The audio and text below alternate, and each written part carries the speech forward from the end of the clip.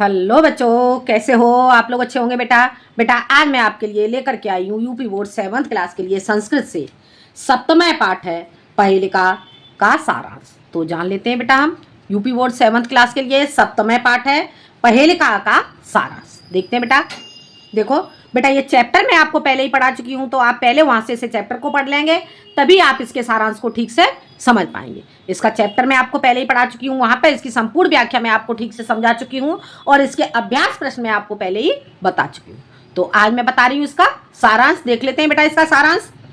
दांतों से रहित है, दांतों से रहित है, पत्थर को खाने वाला है, निर्जीव है फिर भी बहुत बोलता है, सूत की रस्सी से सिला हुआ है, धनवान होने पर भी दूसरों के पैरों में चलता है, वह कौन है? जूता। इसका अर्थ क्या हो जाएगा बेटा? इसका आंसर हो जाएगा इसका जूता। ठीक है बेटा, एक बार फिर से इसे समझ लो। दांतों से रहित है, पत्थर को खाने वाला है, निर्जीव है फिर भी बहुत बोलता है, सूत की रस्सी से सिला हुआ है, धनवान होने पर भी दूसरों के पैरों में चलता है, जूता। ठीक है बेटा, आगे समझ में। आगे देखते हैं अगला हमारा श्लोक का अर्थ क्या हो जाता है। मैं मोर पंख से सुशोभित हूँ, मैं मोर पंख से सुशोभित हूँ, लंबे पंखों से अलंकृत हूँ। मैं मोर पंख से सुशोभित हूँ, लंबे पंखों से अलंकृत हूँ, राष्ट्रीय पक्षी हूँ, लोग मेरा नृत्य देखते हैं। ठीक है, लोग मेरा नृत्य सदैव देखते हैं। और इसका अर्थ क्या हो जाएगा बेटा? आपका मोर। आगे बेटा समझ में, ये श्लोक बेटा आपको समझ में आ गया होगा। आगे देखते हैं। मैं कुछ भी पढ़ा नहीं हूँ, मैं कुछ भी पढ़ा नहीं हूँ फिर भी साक्षर हूँ, मैं कुछ भी पढ़ा नहीं हूँ फिर भी साक्षर हूँ, बिना पैरों के चलता हूँ और बिना मुंह के बोलता हूँ।